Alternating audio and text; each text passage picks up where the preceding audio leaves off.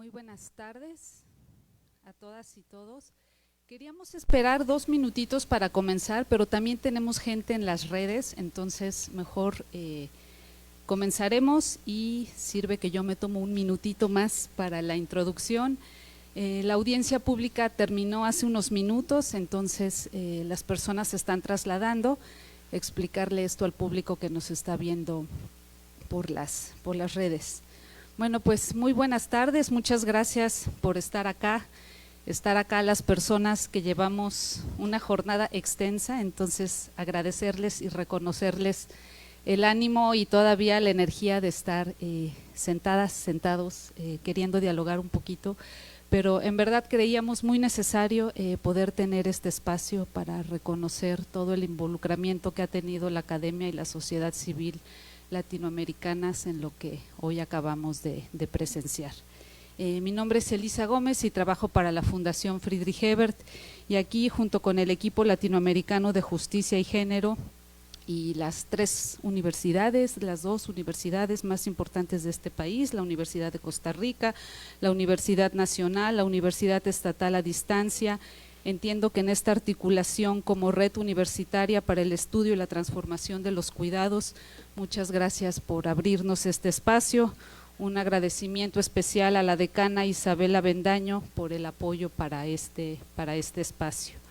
La idea, como les decía, es pues terminada la audiencia poder tener este espacio para poder, entre otras cosas, intercambiar opiniones sobre la audiencia. Hay público quizá que no estuvo ni presencialmente ni siguiendo toda la jornada, una jornada muy interesante, y ahorita acá nuestras invitadas pues nos podrán compartir sus propias reflexiones. También pues aquí colectivamente entre todas y todos pensar los retos y las perspectivas a partir de este momento. Desde ya compartirles, y eso quizá lo digo yo a título personal, creo que la audiencia cerró con muy buen augurio, al menos es mi deseo, y creo que también eso pues motiva que estemos acá sentadas.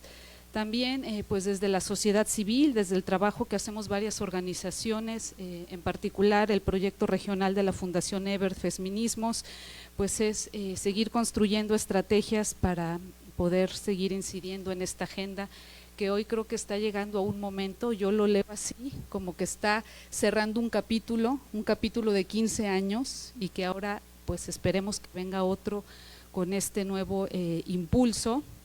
Y bueno, como les decía, lo que queremos acá, si bien escuchamos hoy la jueza presidenta, volvió a recapitular un momento y un ejercicio inédito para la Corte misma en el sentido del número de amicus que recibieron, 129 observaciones escritas y casi 70 testimonios, presentaciones se dieron durante estos días. También entiendo que es inédito en las horas que asignó la Corte para escuchar estos argumentos, y haber presenciado estos argumentos por parte, entre muchos otros, ¿no?, pero sobre todo de la academia y de las organizaciones de la sociedad civil latinoamericanas, creo que ya es un éxito. Yo compartía con la doctora Pautasi cuando organizamos este conversatorio, dijimos, bueno, pues es una celebración anticipada, pero creo que también lo que presenciamos y lo que yo estoy llamando este capítulo de 15 años también amerita este espacio a manera de reconocernos entre nosotras, entre nosotros mismos, y obviamente pues esta celebración anticipada. Bueno, pues con eso la idea del conversatorio entonces es intentar escucharnos un poco más de lo que ya nos escuchamos en los últimos días. Pedirle aquí a una de nuestras anfitrionas, Juliana Martínez Franzoni, que también pues acá muchos la citamos, una académica que también ha construido mucho esta agenda regional. Después a la doctora Laura Pautasi también para que nos comparta sus impresiones y sobre todo la importancia de este proceso y lo que viene.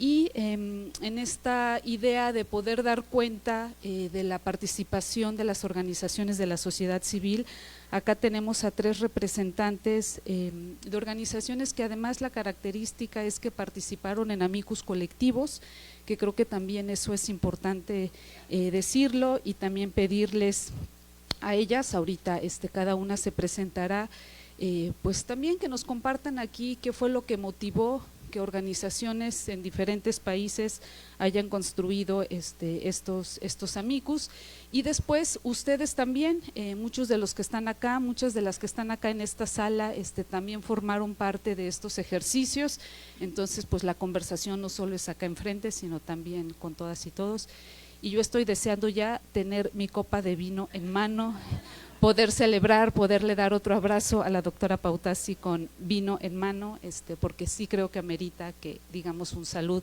en colectivo. Bueno, pues yo sin más le voy a pasar el micrófono a Juliana Martínez Franzoni, profesora, docente acá de la Universidad de Costa Rica, anfitriona de este espacio. Acordamos que todas podían usar la palabra alrededor de 5 minutos para que también pasemos con ustedes. La instrucción que nos piden es hablar todo el tiempo con el micrófono para que la gente que nos está escuchando por la transmisión pues escuche toda la conversación. Entonces, bueno, sin más, yo le paso a Juliana.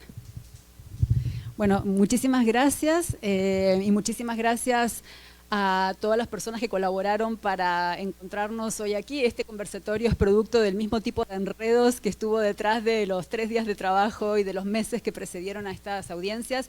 Irma Sandoval, Ana Lucía Fernández desde Alemania, Natalia Dobles que anda por allí, Nancy Piedra y Laura Rivera, compañeras que han estado trabajando desde hacer un cartel y el afiche y coordinar y todas estas cosas que tenemos que hacer las mujeres para que las cosas pasen, que implica estar siendo siempre del cuerpo a la cabeza, a las emociones, etcétera.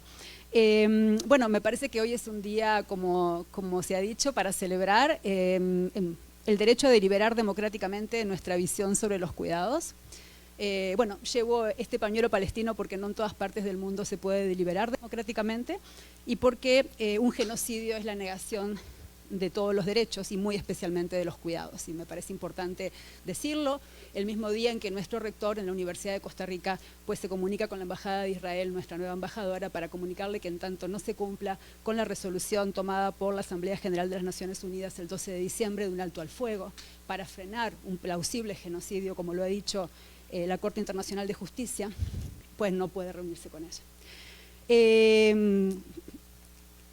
Dicho eso, celebrando el derecho que tenemos a la paz y a deliberar democráticamente y a encontrar soluciones políticas a los problemas sociales, vaya que ha sido una celebración.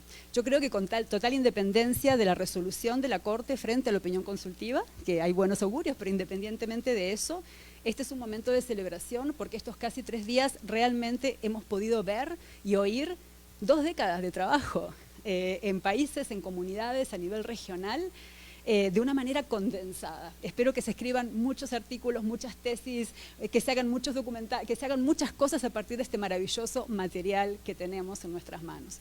Destaco 3 cosas que yo vi desde mucho más lejos que todas las personas, que todas ustedes que están aquí.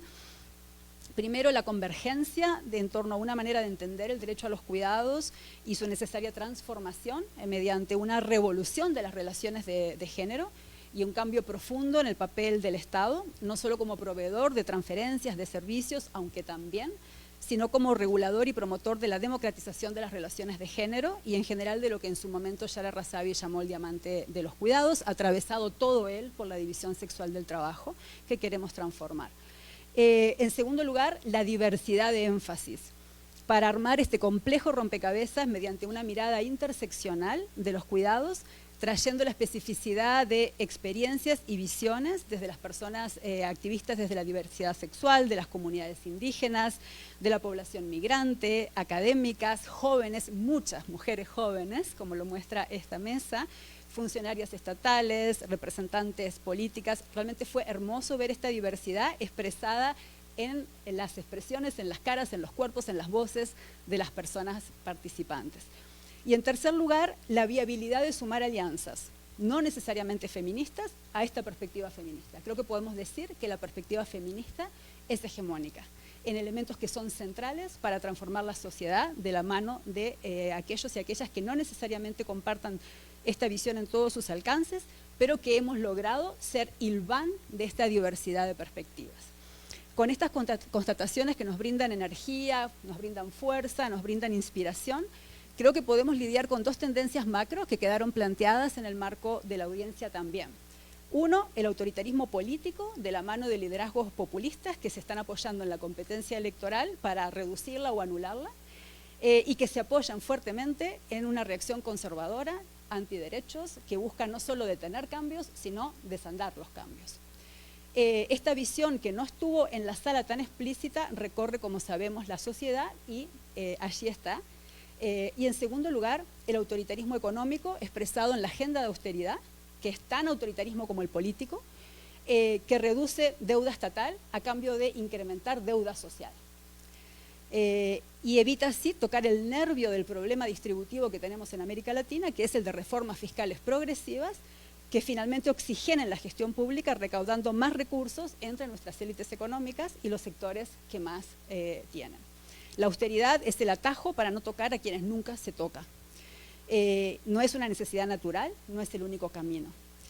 Entonces creo que todo este oxígeno que hemos andado estos días nos permite también enfrentar con nuevos bríos, con nuevas inspiraciones, con nuevas ideas estas dos tendencias macro.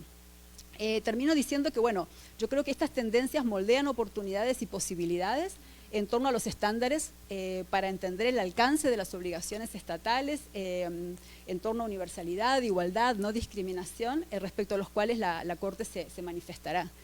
Las feministas sabemos prepararnos para la argumentación y la deliberación, eso quedó muy claro estos días, pero también sabemos prepararnos para la acción, la pelea y la presión. Y eso también ha quedado muy claro y no estaríamos acá si no hubiera sido por esa gran habilidad que también tenemos.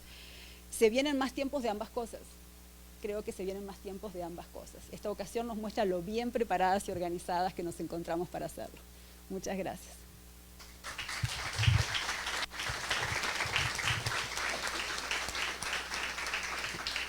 Muchas gracias, Juliana. Bueno, y ahora pues la doctora Pautasi no necesita presentación, nada más diré que pues protagonista de esta historia y qué lujo tenerla acá. Bueno, qué lindo estar acá, pero todas juntas, yo no tengo ningún protagonismo aquí, sino que esto ha sido una construcción colectiva. Y quizás para aquí estamos muchos de los que estuvimos en los Amicus, pero también hay otros y otras que nos están siguiendo que no saben mucho qué es este proceso y por qué estamos trabajando con el derecho humano al cuidado. ¿Por qué pensamos que era necesario en esto que Juliana decía tan claramente? La región lleva 20 años discutiendo este tema, produciendo conceptualmente, pero eso vino de una producción feminista y también vibrando los cuidados, viendo y seguimos avanzando en esa línea. Pero también construimos las estrategias que decía Juliana. No fue solamente producción conceptual, sino un diálogo de la academia con las distintas instancias. Y me parece que eso también es muy importante, porque esa articulación feminista entre academia, instancias de foros intergubernamentales, pero centralmente con la sociedad civil y el movimiento feminista. Entonces me parece que también ese es un momento, muchas veces estamos muy enojadas, hay muchas cancelaciones y nos olvidamos esta potencialidad de poder articular. Y no estamos con una mirada romantizando, ¿no? Tenemos muchos problemas que todavía revisar, pero el proceso que recorrimos en estos 20 años en la región es muy importante. Y allí se sitúa o aparece, pero no es que aparece de la nada, sino primero es la conceptualización del cuidado como trabajo, y eso fue muy importante. Todavía gran parte de las mujeres de la región que trabajan jornadas extensísimas de más de 20 horas diarias en trabajo de cuidado no lo pueden ver como un trabajo. Y este fue el punto también de conceptualizarlo y de internalizarlo. Pero también necesitamos, además de conceptualizarlo como trabajo, romper las barreras y tener una interlocución con quienes tienen que decidir sobre las políticas públicas. Y allí es donde surge esta metodología del enfoque de derechos humanos que nos permitió ver, primero trascender de los marcos de regulaciones laborales para ver que esos marcos que algunas políticas de conciliación trabajo-familia establecían, limitadas, consejos de género concentrado en las mujeres, había que trascenderlos. Y además también trascender una barrera de los programas de transferencia condicionadas en la región, donde centralmente las destinatarias, no beneficiarias desde un enfoque de derechos, sino las destinatarias de esos programas eran mujeres sin dispositivos de cuidado. Entonces ahí emerge esta metodología que nos permite encontrar que todo el sistema de derechos humanos, hoy se habló mucho durante estos días de la audiencia del sistema vivo que es el sistema de derechos humanos, pero claro, tampoco hay que ser ingenuos aquí, es un punto de partida, nunca de llegada. Es lo mejor que vamos acordando hoy, 14 de marzo de 2024, pero esto todavía hay que exigirle mucho más y hago mías también las palabras que dijo y la adhesión de Juliana respecto a la guerra y que se está viviendo en Oriente. Entonces ahí me parece que hay un punto central para pensar que este sistema de derechos humanos, que ya había reconocido el cuidado como un derecho, el derecho a cuidar, a ser cuidado y al autocuidado, se transformó en obligaciones. Y eso fue todo un proceso. ¿Qué significa estos 3 días de audiencia en la Corte Interamericana? Bueno, este gran foro regional, que es el máximo tribunal regional de derechos humanos, hay una posibilidad en su reglamento que los estados pueden pedir, los estados o la Comisión Interamericana de Derechos Humanos, que la Corte, no en un proceso contencioso, es decir, no cuando hay un litigio entre partes, una violación de derechos humanos de un estado, sino un proceso en el cual le solicitan que interprete el alcance de determinadas normas. Y eso es lo que Argentina dio en un momento que también es muy importante hacer una denuncia al respecto.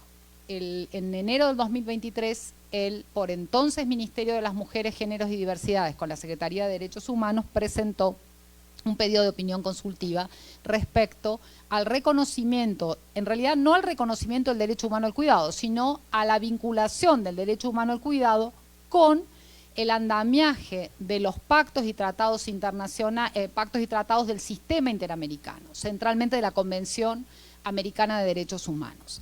Esa presentación llevó todo el año a que la Corte le diera admisibilidad, que dijera sí, nos vamos a expedir sobre esto, se cumplen los requisitos formales, la Corte políticamente decide expedirse sobre esto, llama a un proceso, que es donde hemos participado muchos de quienes estamos aquí, de los procesos de presentar amicus curia, y en ese proceso se permitió la línea de, se produjo el cambio de gestión gubernamental, asumió Javier Milei, que dice la primera de la primera medida era su promesa de campaña, que a rajatablas cumplió, disolvió el Ministerio de las Mujeres, Géneros y Diversidades, pero no solamente fue una disolución, sino con todos los agregados que corresponden al tema, pero se mantuvo la Secretaría de Derechos Humanos. Entonces, este proceso hoy sigue en la Corte y escuchamos también la presentación por parte del Gobierno de Argentina con otra gestión gubernamental. Y este es un tema de las advertencias que nos hacía también Juliana. Llegar a estas instancias institucionales es sumamente importante para que la Corte establezca obligaciones, interprete qué es el derecho humano a cuidar, a ser cuidado. Lo hemos definido, lo ha definido la región. Y esto también me parece es un punto para destacar.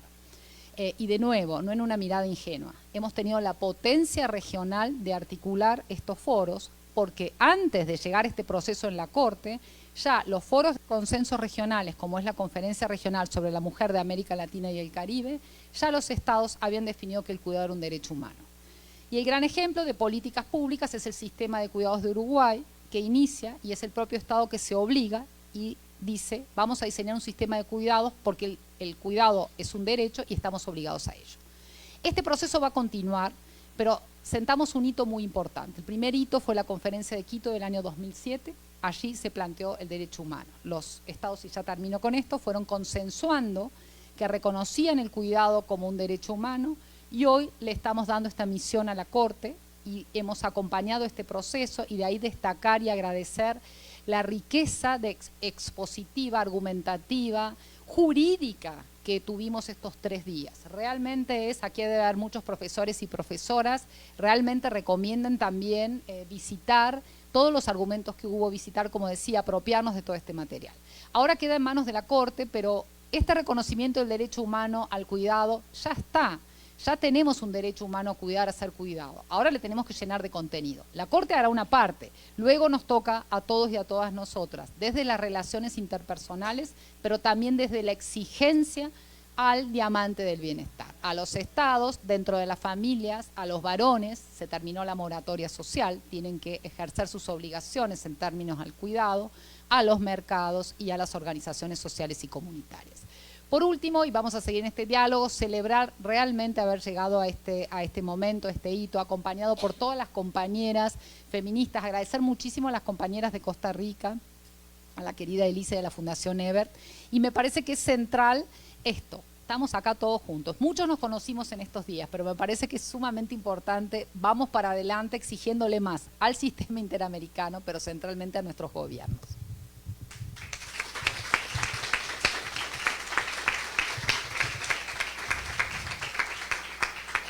Muchas gracias, Laura. Y bueno, pues ahora seguimos entonces con 3 probaditas más de 3 organizaciones que, como decía, estuvieron trabajando amicus colaborativos. Y empiezo por Mariluz Barragán de Justicia de Colombia. Bueno, muchísimas gracias, Elisa, y muchísimas gracias a todos los que nos acompañan y un saludo a quienes siguen la transmisión. Bueno, yo tengo una mirada también, digamos, quizá un poco más optimista. Yo no puedo evitar sentirme realmente muy contenta, muy feliz. Yo creo que fue un espacio absolutamente inspirador, emocionante, y hablaba con varias compañeras donde creo que es un sentimiento compartido de que realmente estábamos presenciando un momento histórico. Entonces yo creo que es un momento histórico en el que estamos y yo sí me voy a permitir ser muy, pero muy, muy feliz y estar muy emocionada. Antes de hablar sobre el tema de los amicus, yo quisiera también como compartir 3 puntos que quizá ayudan como a tener una primera aproximación del balance de la audiencia. Yo lo primero que destacaría, y aquí simplemente no me quiero dejar llevar por la emoción, pero yo sí creo que se avanzó mucho en la discusión, se avanzó en el sentido en que cuando muchas organizaciones veníamos, digamos, como planteando argumentos, tratando de convencer a la Corte de que el cuidado era un derecho, y terminamos de manera muy rápida el segundo día hablando ya sobre el contenido y hablando también sobre la naturaleza del derecho, pero ya no si era un derecho o no.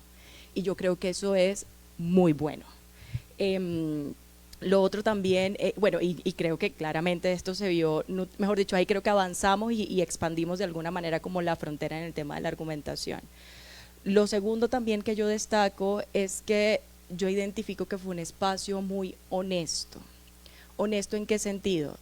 Creo que las juezas, sobre todo, hicieron preguntas también como muy puntuales, pero yo también valoro mucho, digamos, a jueces y juezas que hicieron preguntas que en su momento podrían tornarse incómodas.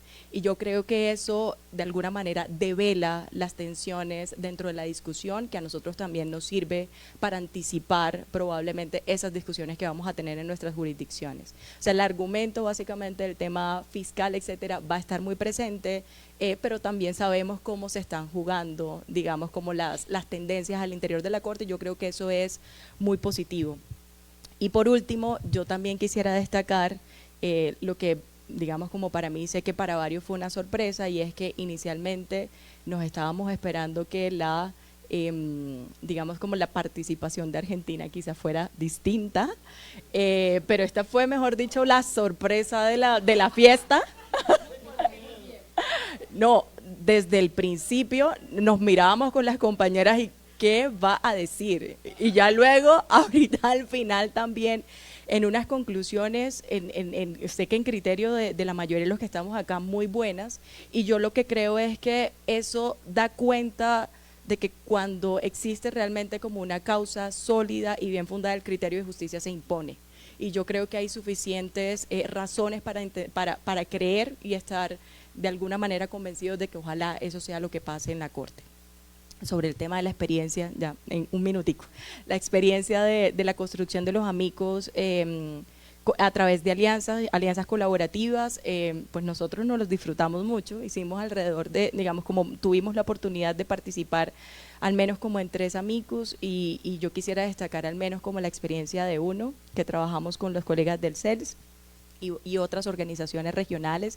Yo creo que ese fue un ejercicio bien importante, porque ahí de alguna manera nos sirvió echar mano, digamos, como de algunos datos empíricos que ya existían sobre el tema, digamos, de cuidado, pero nos ayudó también a hacer unas lecturas panorámicas de esos datos, digamos como de la CEPAL, etcétera, y a partir de nuestras organizaciones se permitió también como legitimar esa mirada, pues básicamente pues porque estábamos en distintos países, es una mirada finalmente regional, panorámica, y eso me pareció muy bueno. Dos amigos que yo, bueno, al menos uno de los amigos que destaco donde Justicia no estuvo participando fue el que lideró, creo que las compañeras de AIDA, donde básicamente se hizo una conexión entre el tema de cuidado y cambio climático, que no parece ser como una relación tan fácil, pero creo que a juzgar por las preguntas que hicieron las juezas al final, creo que tuvo mucha resonancia y eso me parece absolutamente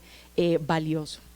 Yo dejaría por ahí, antes agradeciendo también, simplemente como una anotación, coincido en que esto no es un tema ni siquiera que arranca con la petición de la opinión consultiva ni con esta construcción de amicus, sino que es mejor dicho, aquí comienza y culmina de alguna manera como un ciclo de un trabajo de más de 15, 20 años, y agradecer claramente a todas las que vienen desde antes, que han sido muy constantes en la construcción de este derecho humano al cuidado. Muchas gracias.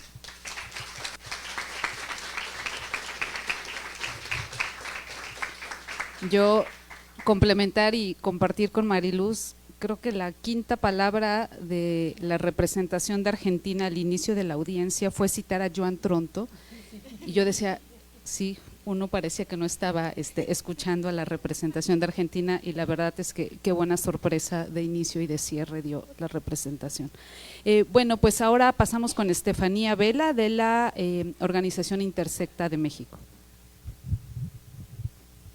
Muchas gracias, Elisa, y muchas gracias por la invitación de estar aquí. Se me contagia también la emoción. Aunque no quiero dejar de decir, porque, a ver, como abogada creo que tengo pequeños sesgos, ¿no? Y para mí lo que dice un tribunal en particular me emociona, y luego tener que explicar por qué me emociona lo que un tribunal de otro país dice, no siempre es muy fácil. Y justo vengo de México, una de las preguntas que he recibido mucho en estos días es ¿qué puede significar esto para México?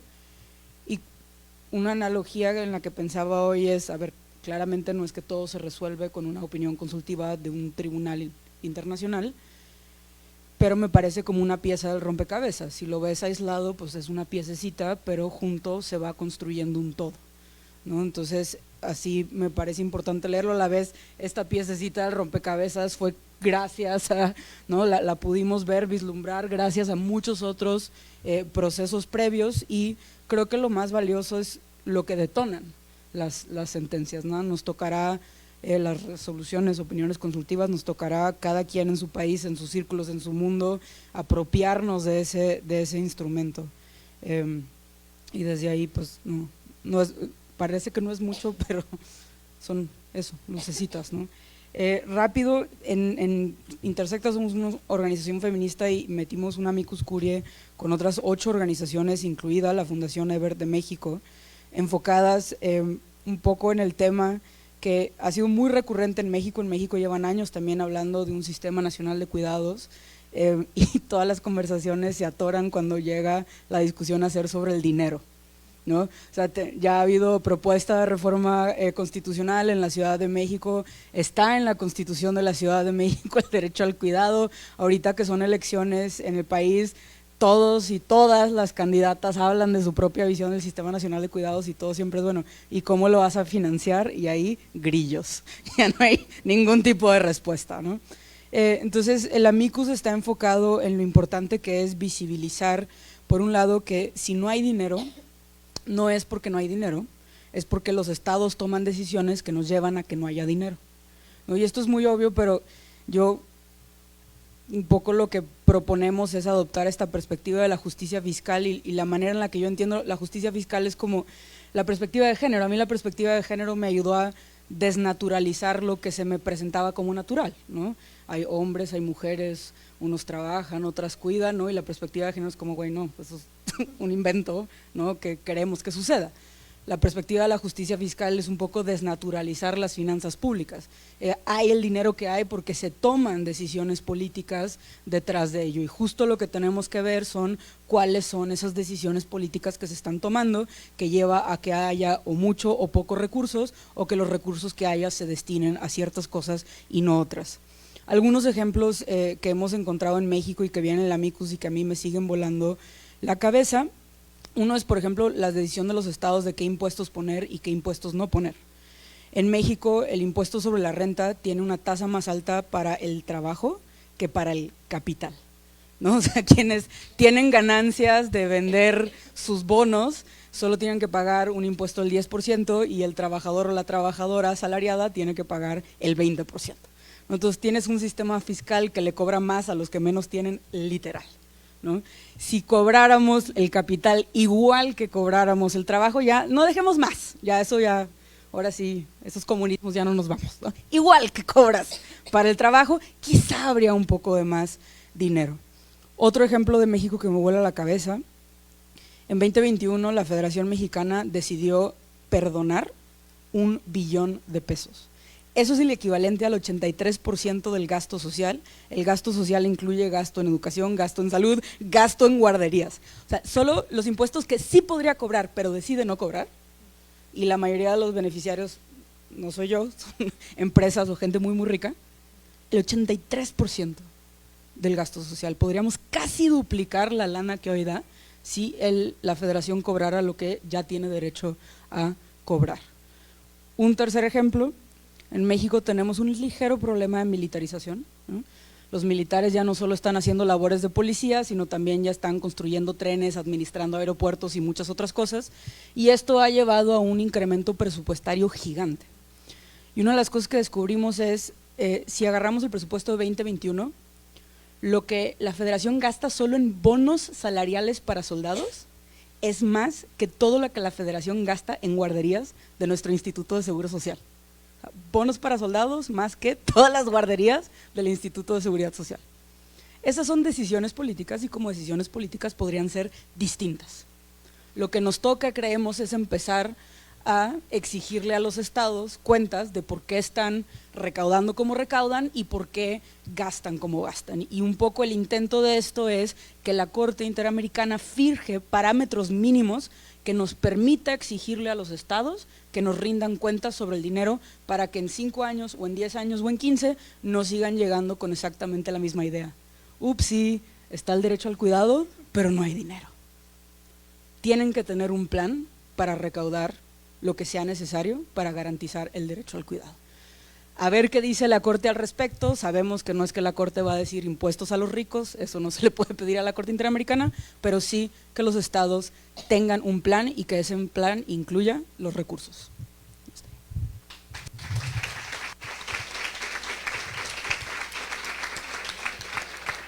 Muchas gracias, Estefanía. Y finalmente pasamos con Cecilia Bustos de la Fundación para el Desarrollo de Políticas Sustentables de Argentina.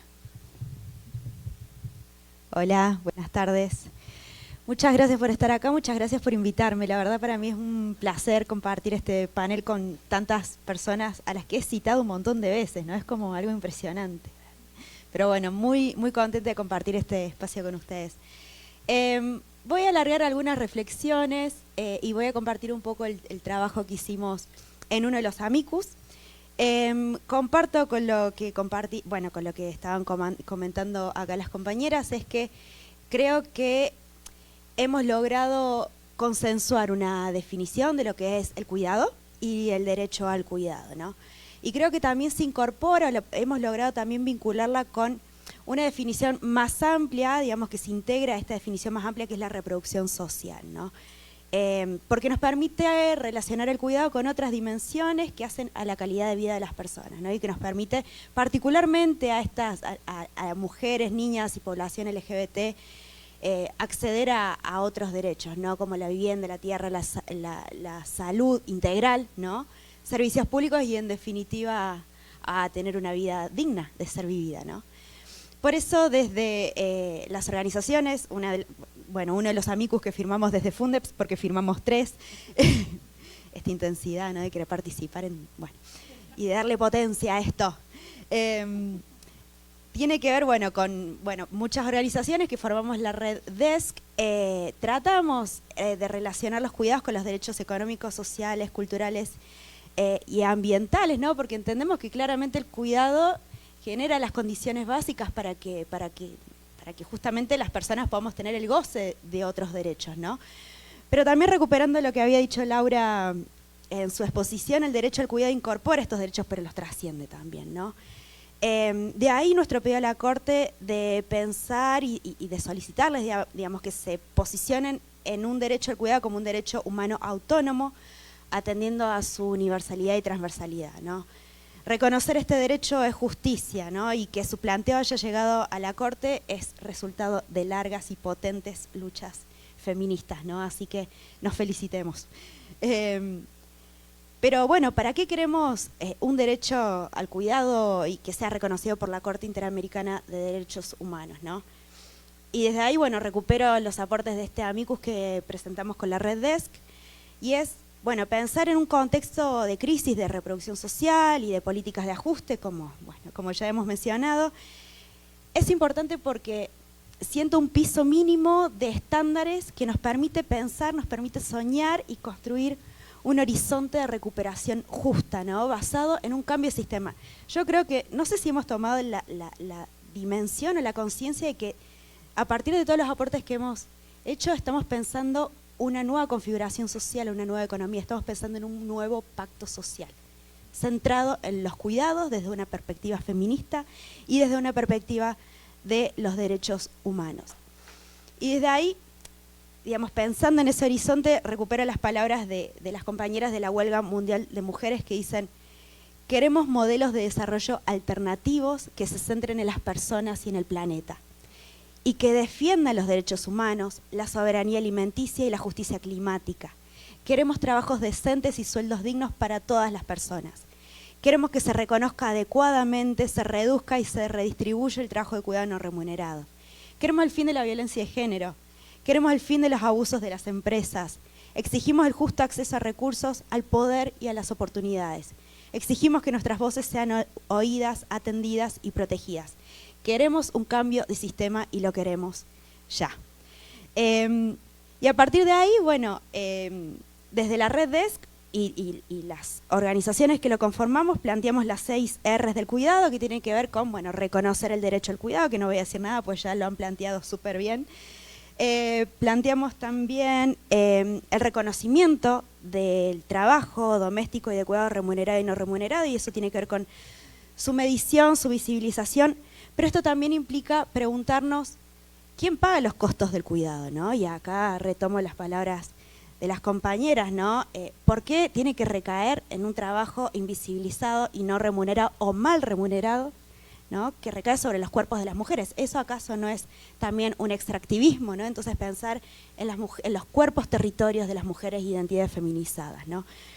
Reducir la carga de trabajo y tiempo de cuidado, obviamente a partir de servicios de cuidado, redistribuirlo, ¿no? De forma equitativa entre los distintos actores de la organización social del cuidado. Y creo acá también que hay una parte importante que es la representación en distintos espacios de toma de decisión de quienes cuidan y de quienes son cuidados, ¿no? Porque si no, ¿cómo vamos a, digamos, tenemos que tener todas las voces, tenemos que tener participación, porque si no las políticas públicas que después emanan de los estados no tienen sustento, no están informadas, y bueno, y así estamos también, ¿no? Y finalmente, bueno, planteamos la reformulación de la economía a partir de una economía del cuidado, ¿no? Que se centre en el cuidado de la vida humana y no humana. Entonces, acá tenemos que pensar qué queremos sostener, ¿no? Si el capital o la vida. Entonces, a partir de las respuestas que nos demos en torno a esa pregunta, bueno, es hacia qué horizonte nos vamos a dirigir. Y esa es una pregunta que la quiero dejar planteada, porque creo que hemos traído estas preguntas, ¿no? Solamente tenemos que organizarnos y darle respuesta, una respuesta coherente, y esperar eso de la Corte también. Y si no, seguir insistiendo. Bueno, con esto ya estoy, porque si no me voy.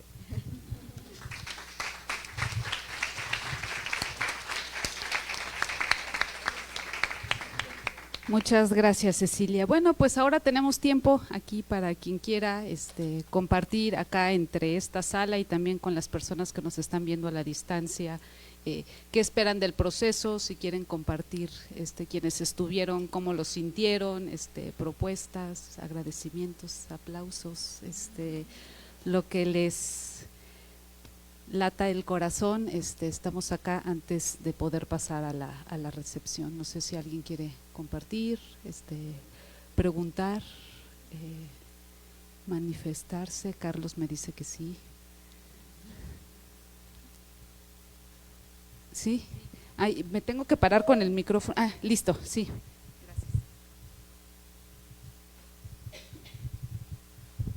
Muchas gracias, muy emocionados también de estar aquí en este evento. Para nosotros importante dar crédito a la lucha de las mujeres, la movilización de las mujeres, del feminismo, y también lo que dice el feminismo negro también respecto de la expansión de los sistemas penitenciarios, carcelarios, las políticas criminales expansionistas que están incluso apoderándose de espacios privados, de los hogares, de las familias, convirtiendo esos espacios en cárceles, como dice Angela Davis, como dice Gina Dent, Erika Meiners y otras personas que ustedes creo que también pudieron documentar en sus lecturas, ¿no? De cómo el cuidado no debe, a veces pensamos que la cárcel, digamos, el cuidado debe llevarse allí. Lo que dicen estas mujeres es: tengamos mucho cuidado, cuestionemos también los complejos industriales carcelarios, las cárceles en nuestros sistemas, y creo que eso es importante que lo tengamos muy presente. Hacer una mayor inversión de los recursos, no tanto en los sistemas penitenciarios. Hoy veíamos con mi supervisor aquí que 180.000 personas en Colombia, por ejemplo, están por manutención familiar empapelados y 8.000 en proceso de sentencia. Si toda esa gente quiere justicia penal, tendríamos que poner 180.000 personas en la cárcel. Y la pregunta es si ese daño, que todos sabemos que el derecho penal genera daños, es el que queremos para proteger mejor las personas que necesitan cuidado, las personas que dan cuidado. Entonces, simplemente reconocer eso. Nosotros nos sumamos como aliados, aliades de estos procesos, obviamente para empujarlos, pero reconociendo que la lucha la llevan las organizaciones de mujeres, las personas que sufren los impactos de la detención, grupos muy vulnerabilizados y marginalizados, y que alguien lo dijo en la audiencia, tal vez no pudieron estar en la audiencia por estar cuidando. Eso me llegó muchísimo y creo que es una gran responsabilidad seguir empujando esto. No es el punto de llegada, es un punto de apoyo, y bueno, quería expresar eso, y muchísimas gracias por también permitirnos haber sumado también este aspecto sobre la privación de la libertad y su intersección con el cuidado. Somos, bueno, lo que digo no compromete a la universidad de la que hago parte. Nosotros somos un grupo de investigación, estoy con mi supervisora, hicimos la intervención, somos de la Universidad de Gante en Bélgica, de Derechos Humanos en Contexto, y de un proyecto de investigación que se llama Impactum, Clara Burbano Herrera y Germán Parra Gallego, y nuestro proyecto se enfoca en privación de la libertad y medidas de protección tanto a personas privadas de la libertad como a sus familiares.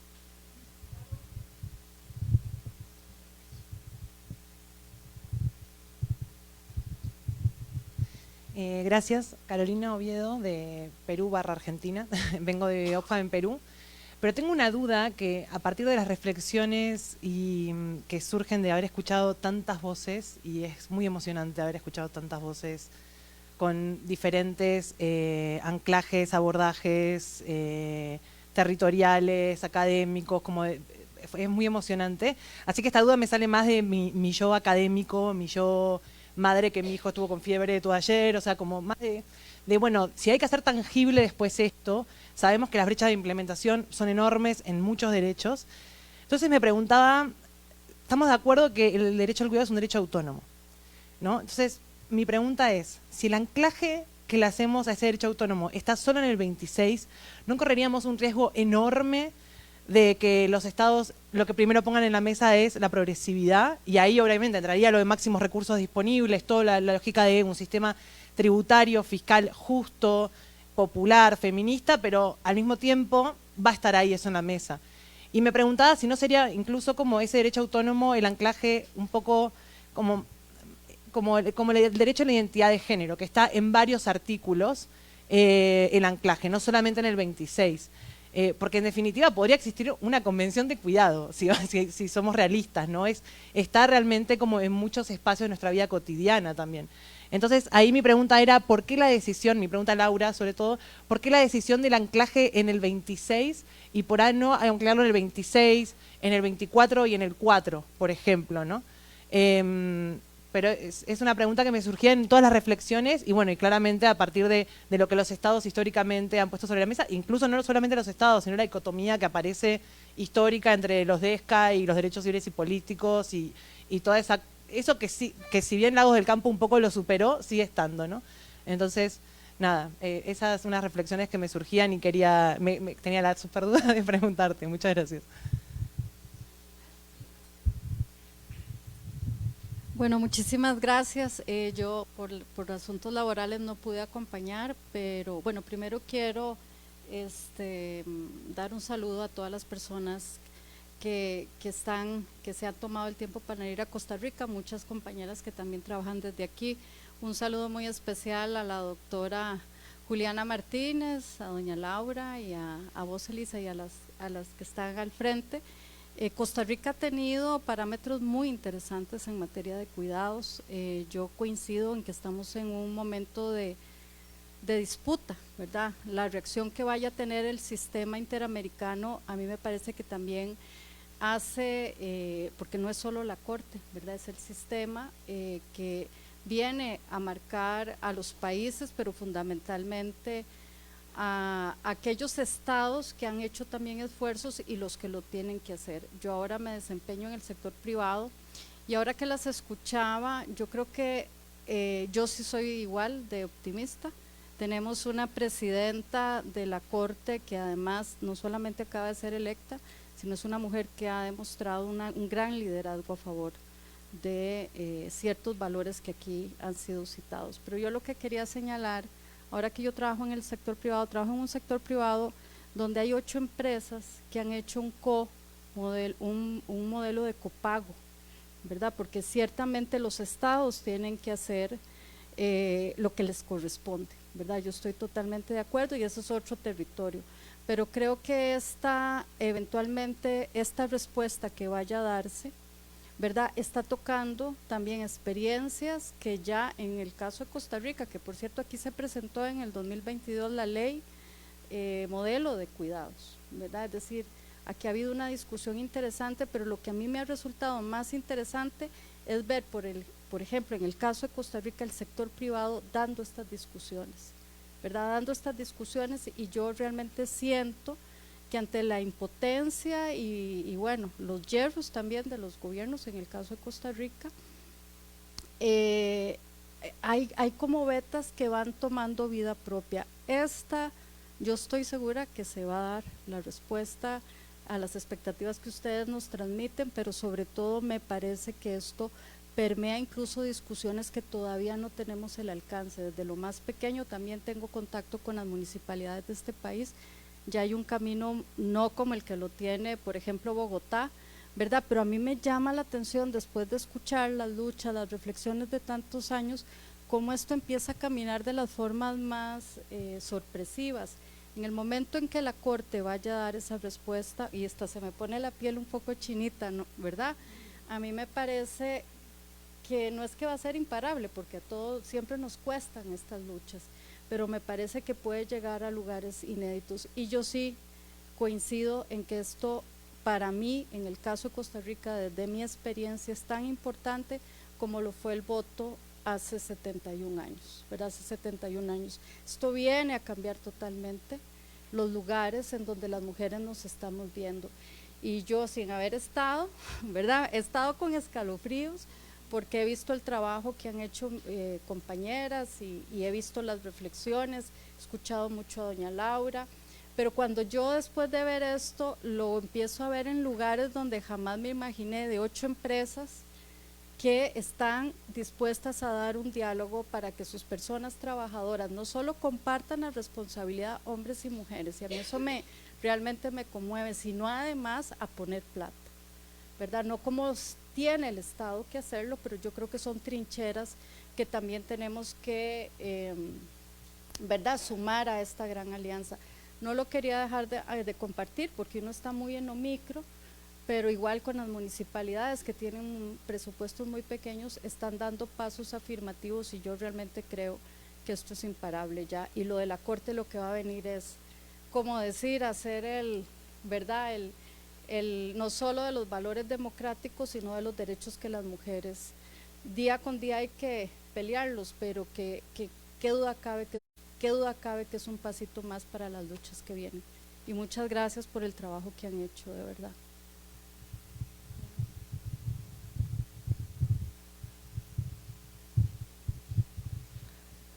Hola, bueno, muchas gracias. Mi nombre es Dana Borsese, soy de Argentina, de la Asociación Civil Doncel, y participamos con una amicus también en conjunto con el colectivo de Derechos de Infancia. Quiero compartir también que la verdad que también se sintió muy emocionante formar parte de la audiencia.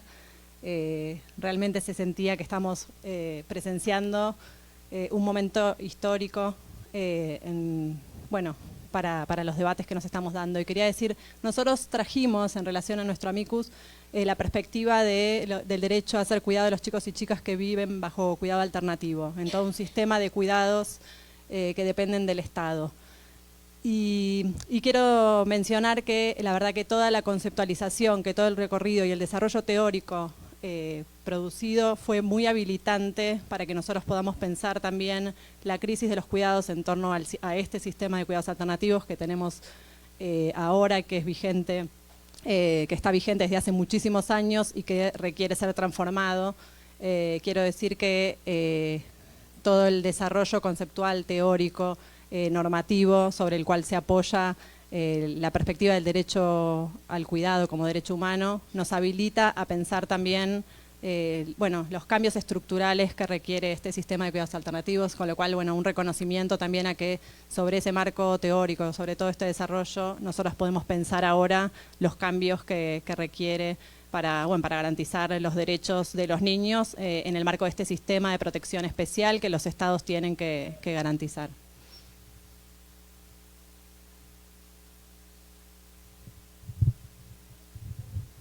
Bueno, yo quería tomarme la palabra y decir que en realidad yo también me siento muy emocionada porque siempre que hay una norma, aunque la diferencia entre lo que está en la ley y la práctica es un abismo, como decía Laura, la experiencia de Costa Rica en el tema de la medición de los cuidados tuvo un impacto. Teníamos 15 años de estar luchando por una cuenta satélite y resulta que hasta que hubo una ley, la 9325, donde se le dijo al Banco Central, usted tiene que calcular la cuenta satélite, es cuando el Banco Central dice sí, como está en la ley, ¿dónde están los datos? Antes, sin esa ley, el banco decía no, ¿dónde está el dinero? No puedo, además eso no me obliga, no, ¿verdad? Pero yo también tengo mucha expectativa porque es cierto que es un comienzo, pero es un comienzo que va a estar apoyado, ¿verdad? Que nos va a empujar más, con más impulso, ¿verdad? Que muchas veces tal vez las personas no muy convencidas tienen que hacerlo porque hay una norma que lo dice. Bueno, no sé si hay alguna otra persona. Buenas noches a todas, todos y todes. Mi nombre es Cintia Silva, vengo de Perú, soy de DEMUS, estudio para la defensa de los derechos de la mujer y mi intervención está también en la línea de expresar la emoción, además por el espacio de escucha de diversas voces que han venido a hablar en primera persona, ¿no? Han venido a hablar de lo que les pasa, lo que nos está afectando, y creo que eso es algo que la Corte no ha vivido, ¿no? Porque claro, Su mayor producción es sobre todo sentencias sobre casos de violaciones de derechos humanos en las dictaduras y tal. Situaciones a las que estamos regresando en varios de nuestros países, ¿no? Y que creo que no podemos perder de vista el contexto político en el que se está dando esta discusión. Es bien o sea, como muestra desafíos, pero también es como que estamos tratando de avanzar como en el pantano, ¿no? Que nos imaginábamos estar ya en estos tiempos superando. Creo que entonces eso también nos plantea un desafío. Este ha sido un momento cumbre, pero que no podemos dejar enfriar en la región, o sea, tanto como efectos para la Corte y respecto de lo que pueda decir, ¿no? A través de la opinión consultiva, pero también regresar a nuestros países y hablar de esto, o sea, seguir generando estos espacios para seguir nutriendo también el debate de estas distintas voces y con quienes no han podido llegar aquí, ¿no? Entonces, creo que eso todavía nos marca también una ruta, pero por otro lado, teniendo muy presente que hay que enfrentar escenarios fundamentalistas, ¿no? Lo que se vaya a conseguir desde el debate sobre cuidados tiene que también ser parte de lo que se avance en contra entonces de estos estados patriarcales, colonialistas. O sea, no podemos seguir hablando de las licencias de paternidad cuando se las otorgan y los hombres salen a tomarse vacaciones.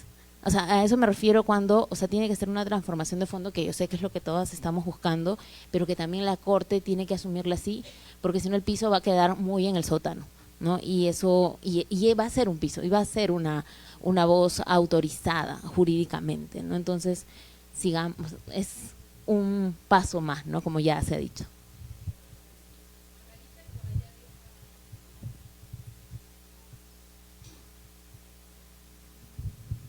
Gracias, yo soy Margarita Garfias, vengo representando a la red Yo Cuido Latinoamérica y yo hago aquí pues un ejercicio de toma de conciencia más que nada. Digo, yo estoy muy emocionada porque si bien la decisión o lo que emita la Corte no es algo vinculante, sí va a hacer algo que tenga un criterio orientador precisamente para los estados o cuando lo litiguemos en los propios estados, ¿no? Entonces eso es algo importante que va a sentar pues un antecedente para avanzar, ¿no? Precisamente hacia el reconocimiento al cuidado de forma integral en todos los países de la región. Pero el ejercicio de toma de conciencia es de que pues escuché muchas veces escuchar la palabra dependencia, cuando precisamente las mujeres hace algunos años éramos dependientes, ¿no? No podíamos entrar a algún lugar si no era con el marido, ¿no? Entonces creo que eso también viene de otra construcción donde cuando se nos manda a las mujeres y a los niños que se garantizan las primeras condiciones laborales, se nos pone y se nos etiqueta como dependientes económicos y entonces pues ahí vamos las mujeres y los niños que ya no se nos permitía trabajar porque ya el hombre de la casa iba a garantizar el sostén económico, entonces él era el titular de derechos y los otros dependientes de este garante, ¿no? Entonces, después precisamente viene la primera ley, ¿no? Que garantiza y focaliza dotando de derechos a las personas con discapacidad y se le llama la ley de dependencia y eso fue en el 2004 en España, justamente antes de que se firmara la Convención Internacional de los Derechos de las Personas con Discapacidad, que quiere romper este paradigma de la prescindencia, es decir, que pueden prescindir el gobierno de ciertas personas, ¿no? Porque se le da la gana, porque no aportamos al modelo económico en la función que ellos quieren que aportemos, ¿no? Cuando precisa y invisibiliza todo lo que se hace al interior de los hogares.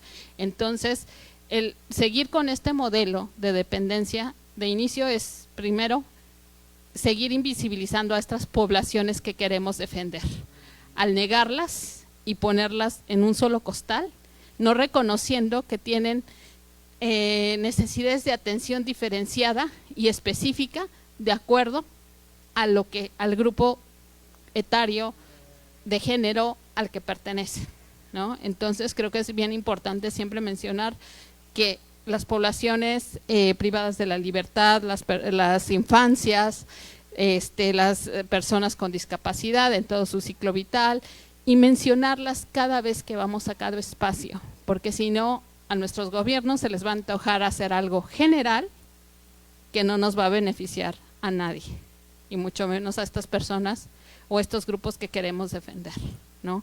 Entonces también otro modelo u otra característica que se da a la dependencia es que muchas veces solemos decidir por ellos, ¿no? Ok, tú no aportas, tú no sirves, te vamos a institucionalizar, cuando precisamente hay un mandato de las Naciones Unidas que apuesta por la desinstitucionalización, y a mí me dio mucho miedo precisamente un documento de ONU Mujeres que apostaba por la institucionalización, porque pues necesitaban cuidados y no embonaban en nuestro modelo económico actual. Entonces pues enciérrenlos y ahí están bien, que reciban cuidados, cuando no se les permite la interacción humana o el decidir sobre cómo quieren que sean esos cuidados y hasta dónde quieren ser cuidados, ¿no? Entonces ese es mi llamado de conciencia que hago aquí en este espacio, ¿no?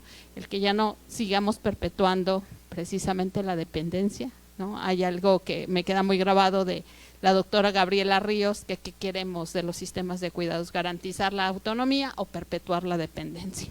Gracias.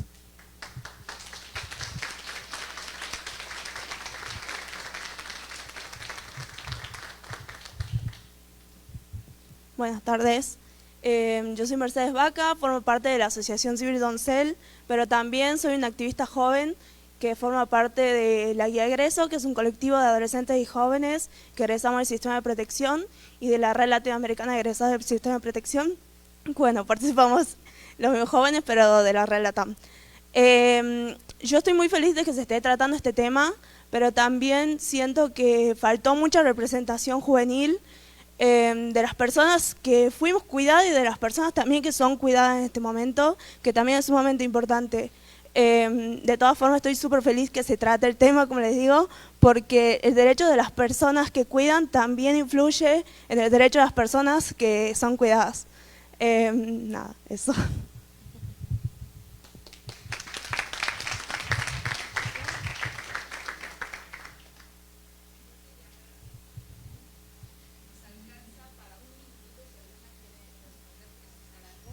Y la propuesta es que sigamos con la conversación, pero ya me dijeron que en el lobby del 6º piso de este edificio, Marco, ¿sí? Y ahí creo que podemos, con airecito y algo que comer y beber, pero sí les dejo un minutito por si quieren reaccionar. Bueno, creo que entre la autonomía y la dependencia está la interdependencia. Algo que pues hemos constatado muy fuertemente durante la pandemia, y lo que nos reta es la construcción de interdependencias con horizontalidad.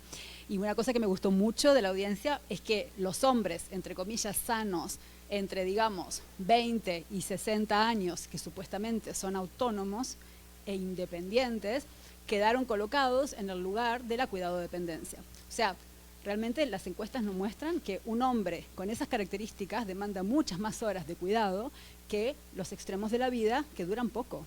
Entonces, la gran transformación en toda esta conversación gira en torno a nuevos modelos de masculinidad, de la mano de que esos nuevos modelos de masculinidad atraviesen el diamante de los cuidados, ¿no? Me gustó que eso estuvo planteado, y estuvo planteado tanto desde las personas que comparecieron como desde una de las juezas que lo tocó. Y en segundo lugar, dejar planteado que creo que una de las disputas principales va a estar planteada en torno a la noción de progresividad. Hay una visión normativa de la progresividad y hay una visión de economía política, que es la que yo trabajo. O sea, Costa Rica construyó la universalidad de su sistema de salud revolviendo sectores socioeconómicos, empezando del medio abajo hacia abajo y hacia arriba. No empezando de abajo a abajo ni empezando de arriba a arriba.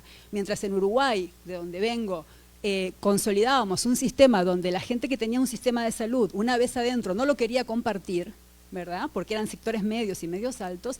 En Costa Rica se empezó por la gente que ganaba en aquella época, no sé, 40, 20 dólares y tenían trabajo remunerado, no eran las personas indigentes. Y esas personas tenían una zanahoria para querer sumar a otras personas, que era que sumaran ingresos, era que la gente de más ingresos se metiera a su sistema a aportar ingresos, y en la medida en que en el sistema se ocupaban servicios según la necesidad y se aportaba según los ingresos, eso construyó universalismo. Eso mismo se puede hacer con sistemas de copagos progresivos, claro que sí, pero hay que romper con la noción de progresividad que lamentablemente yo veo a Costa Rica, habiendo seguido durante los últimos 15 años, de que progresividad es que hago lo que puedo, cuando tenga los recursos que pueda tener. Eso no es progresividad, eso es posibilismo. O sea, progresividad es construir esa ruta, ese plan que te va a llevar del momento A al momento B. Y una cosa esencial para eso es que distintos sectores socioeconómicos se sientan interpelados, convocados y en la necesidad de ser parte de eso. Si el inicio no se plantea así, el final no va a ser otro que la misma segregación, segmentación y desigualdad que ha definido esta región desde que los españoles llegaron hace tantos años y cometieron también su genocidio, y me toca hablar de en fin, pero digamos que creo que no le vamos a pedir a la Corte que tenga una noción de economía política, pero sí hay maneras de entender los estándares normativos que pueden abrir el campo y otras que pueden cerrar el campo, ¿no? Y bueno, creo que una de las disputas conceptuales girará en torno a eso, y eso habilitará conversaciones como la que tan relevante plantea Marcela en torno a los temas de copagos y a los temas de redistribución desde las familias también. Muchas gracias. Listo, no, yo quiero decir que, al igual que la compañera, yo también tengo como más que la duda, creo que la gran pregunta sí es por el anclaje convencional y a dónde será como lo mejor. Y creo que la mayoría tenemos confianza en que la Corte va a llegar, digamos, como a la mejor fórmula posible. Y yo creo que dentro de esa mejor fórmula posible, el anclaje del 26, precisamente por la fórmula que tú planteas del máximo de los recursos disponibles, esto pareciera ser una debilidad, pero también puede ser una fortaleza en la medida en que la Corte, digamos como que los estados estarían entonces obligados en la medida en que lo puedan hacer, con los matices que decía la compañera. Y yo creo que ahí es bien importante el trabajo que tiene que hacer la Corte ahorita, porque también tiene que encontrar un balance en responder a las demandas sociales de alguna forma, pero también sostener el sistema interamericano que está bajo ataque todo el tiempo de los gobiernos, que es algo bien importante también. O sea, tampoco queremos como por tratar de avanzar y proteger y expandir la garantía de derechos, de alguna manera que eso se lleve a cuestas del sistema. Entonces ahí digamos como que la tarea es grande. Yo creo que ya todos hicimos lo que teníamos que hacer, el trabajo grande le queda a la Corte ahorita, y pues con certeza va a dar con una buena, y esperemos que con una buena fórmula.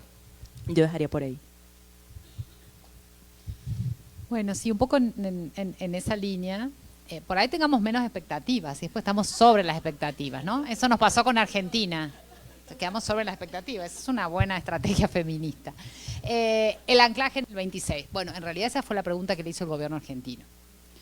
Si estuvo bien o mal, yo tengo mi propia opinión, pero no viene al caso. En tal caso, lo importante del 26, y quizás en algún debate que tuvimos en estos días, particularmente con el juez MacGregor, es porque si está anclado el 26 permite la justiciabilidad directa ante la Corte. Entonces, ¿eso qué hace? Avanza en el estándar de acceso a la justicia, que no es poco, porque los temas de progresividad también se pueden ir a litigar frente a la Corte. Por eso era la necesidad de anclarlo, o la pregunta por lo cual anclarlo al 26. El mandato convencional está porque está en todos los otros pactos, pero el 26 lo que garantizaría eso, y eso también es un dilema importante. La Corte es política también, y también ha tenido bastantes cuestionamientos respecto a muchos derechos que ha ido avanzando. El derecho al agua es un derecho que no está en ninguna de las convenciones y la Corte lo ha reconocido, y también ha avanzado en el derecho a la salud que sea directamente justiciable. Por imperio el protocolo San Salvador, que es el protocolo adicional que agrega derechos sociales a esa convención que tiene ese artículo 26 nada más de derechos sociales, la jurisprudencia avanzó en que es directamente justiciable, porque el protocolo San Salvador solamente permite la justiciabilidad por derecho a la educación. Es decir, cuando hablamos de la justiciabilidad es ir ante la Corte, que no van las personas solas, digo, hay todo un procedimiento, y por libertades sindicales.